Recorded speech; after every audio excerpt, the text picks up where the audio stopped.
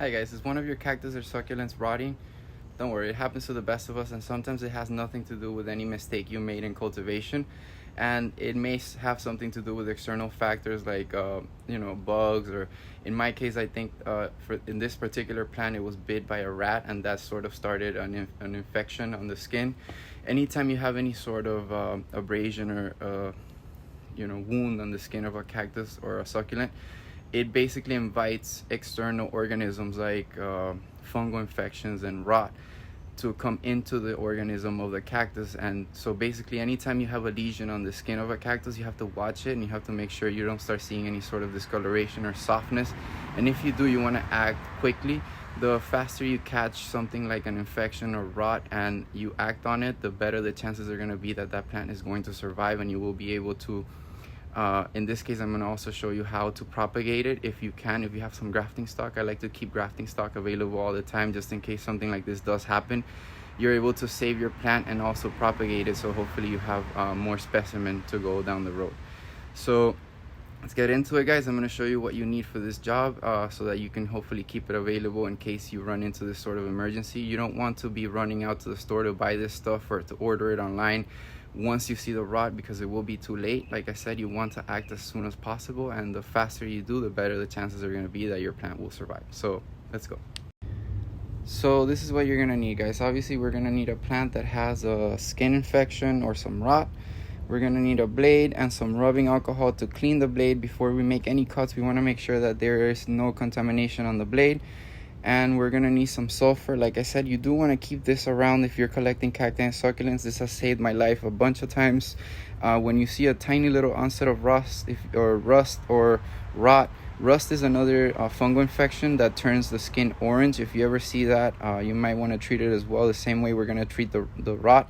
And basically you want to just cut away any surface of the plant that's infected, and you want to apply sulfur because it's a very strong fungicide that will keep any more rot or any future spores or anything like that landing on the surface of the plant and causing another infection. And you're going to need a little paintbrush. That's to apply the sulfur to the skin of the plant right after you cut it. And this is optional, guys. This is some pantyhose. What I like to do is as I mentioned before, I do have some grafting stock available, so if I am able to, or if I have to cut more of the plant that I want to, I'm gonna take advantage of the opportunity to take some grafts of this plant and hopefully propagate it as well as save it from death. Now, before you make any cuts into any one of your plants for any reason, guys, the first thing you want to do is you want to make sure all the tools you're about to use are completely clean. You want to use some rubbing alcohol.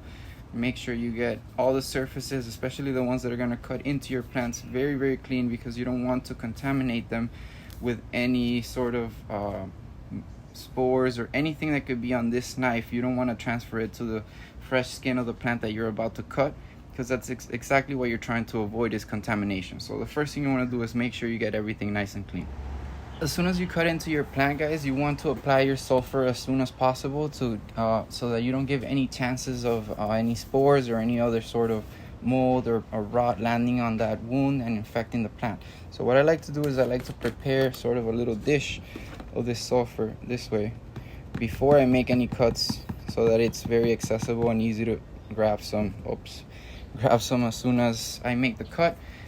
Place my paintbrush right next to that little dish, and we're ready to go ahead and start making some cuts. The plan here, guys, is to, as you can see, the rod reaches about this level. Once you start cutting into this plant, you're going to see that the rod actually is going to probably go down a little bit below where it shows on the surface. And the reason for that is the rod does use the vascular ring, or sort of the veins, if you will, of the cactus, which are in the center, to travel up and down the branches. So even though on the surface we see that the rod only reaches about this far down the branch, it may have already infected a little bit more of the plant. So we won't know for sure until we cut into it, and it depends on where the infection started. In this case, as you can see, it started at the top of the plant. Because as I was telling you before, I believe this was started by a rat sort of nibbling on the top of the plant here. But if in your case, for example, you were to have root rot and you started seeing discoloration or softness or anything like that at the base of the plant, the first thing you would want to do is remove the plant from the soil so that you can thoroughly inspect it and find out exactly how far the infection goes, because you have to remove all of the rot and make sure you leave no sort of infected tissue behind to make sure that the plant does recover. Now we're gonna go ahead and start making some cuts. You want to try to keep them as flat as possible, and as you can see here, we still have some darker tissue there, and you want to keep cutting away until you see no discoloration or no sort of darker tissue whatsoever. If you see any dark tissue left, that means there's still some infection there, and that will spread if you don't get rid of all the dark tissue. So we're going to keep cutting off here, and there I see that I have some pretty clean tissue to work with. I'm going to go down just a little bit more. I'm going to take one slab for one of my grafts, and I'm going to leave this plant alone. This is a very valuable plant, so I don't want to be cutting it more than I have to. I just want to make sure I get all of the infestation away. And as I mentioned earlier, right as soon as we cut it, we're going to apply some sulfur on there. Make sure we get no future rust, and hopefully this plant will heal, create its own callus, and we won't have any more issues with rust or rot. You want to apply as much as you can. Don't want to be stingy when it comes to sulfur. This is what's going to keep any more mold or any more rust from landing on this plant. Hopefully it will bounce back. Now that we have applied our sulfur, we can go ahead and do our graft here. I still have this one on the knife, as you can see here. What I like to do is keep it on that knife so that it doesn't begin drying out right away. We're going to cut that top of that plant off. Remove sort of the sides of the ribs so that it doesn't produce any more pups, and push the scion off, like so. And then you can do one more cut just to make sure that's really fresh. And after you do that, I just like to push that guy on there, like so. And finally, you take your pantyhose and you're gonna lightly squeeze the scion down into the grafting stock and use the spines of the grafting stock to hold down that pantyhose. And that's it. Hopefully this little graft here will take, and at the end of this experiment we will have one healed plant from rot and one new stock or new graft to grow another plant. So in maybe a couple months I will show you an update on this, and hopefully the plant on the left will have healed and the plant on the right will have started showing some new growth.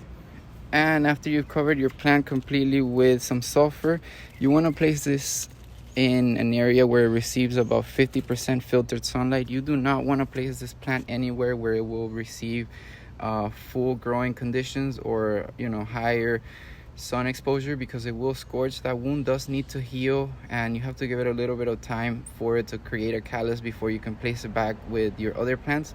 This area here is where I keep my brand new plants, so it does have some higher cover from the sun.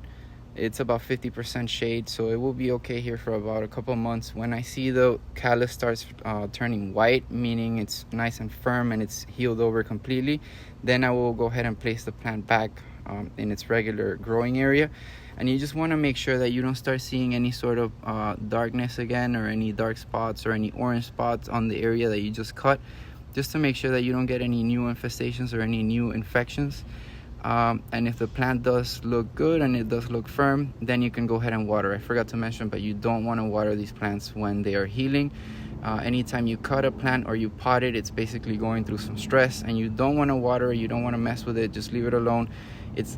Guys, I've never killed a cactus from underwatering it, and I am a massive underwaterer. I like to water my plants the least possible because I'm terrified of rot here in South Florida. I have a lot of humidity.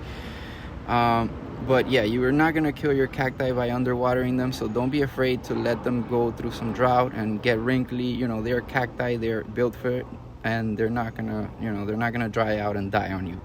So don't water them, 50% shade, and let them do their thing. Hopefully you're gonna keep an eye on them and they won't show any more signs of an infection, and you will have successfully saved your first plant from rot. I hope this helped you out, guys. If it did, or if it didn't, shoot some comments down below if you have another way of doing this, a better way of doing this. I'm always looking to learn from you guys, and I have learned a lot from all of you. So please drop down some comments down below, and if you have any extra tips or comments or concerns, always drop them down below in the comment section. Follow me at East Coast Camanchaca on Instagram if you want to see my collection, and catch you on the next one.